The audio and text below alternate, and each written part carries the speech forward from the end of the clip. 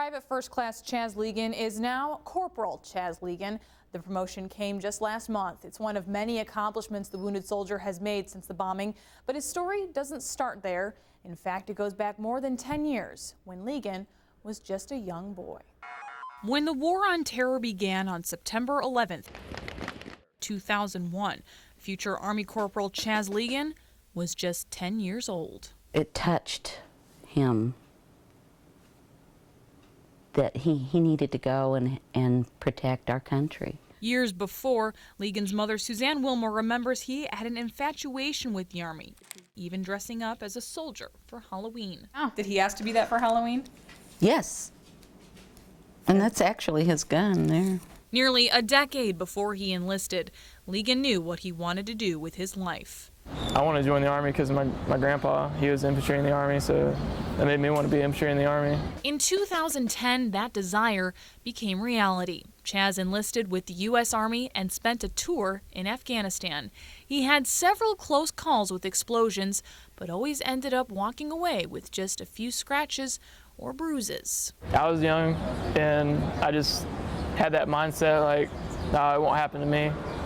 It won't happen to me. And it happened to me. On December 11th, 2011, Legan's life changed forever.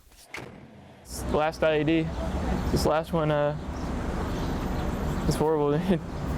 I remember parts of it. My gunner, he lost his leg.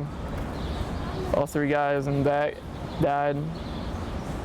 My best friend during deployment died. A routine drive turned deadly. The truck Legan was riding in hit a road sign bomb. We had an anti-tank missile, like a rocket launcher. It was underneath their seat, so when the IED went off, that missile went off too. Legan lost his left leg, broke his right leg in half, suffered serious burns, and a traumatic brain injury. At that point, we didn't know if Chaz was even going to make it. His mother rushed to meet her son at Fort Sam Houston in San Antonio. He finally stabilized. Doctors expected a long and painful recovery and predicted it would take nearly a year for him to get back on his feet. But on our visit, Legan had a remarkable surprise for us. The soldier, who was clinging to life just 5 months ago, is now walking all on his own. I'm recovering a lot faster than expected. A halo holds together his shattered right leg. You can step on it all you want and it keeps the bones in line. Like the bones will not leave. Burns and wounds to his flesh have now turned to scars. I can keep the stuff on my face, you know, kind of like a badge of honor, you know, like I didn't want to get it removed, but I gotta get this stuff removed off my hand. And a prosthetic left leg is now a part of him. It's really comfortable. It's molded to my leg, so it's not just like a prosthetic, you know, it's molded, it's custom made for me. Last March, his mother had to leave Chaz's side to return to work. The last time she saw him, he was confined to a wheelchair.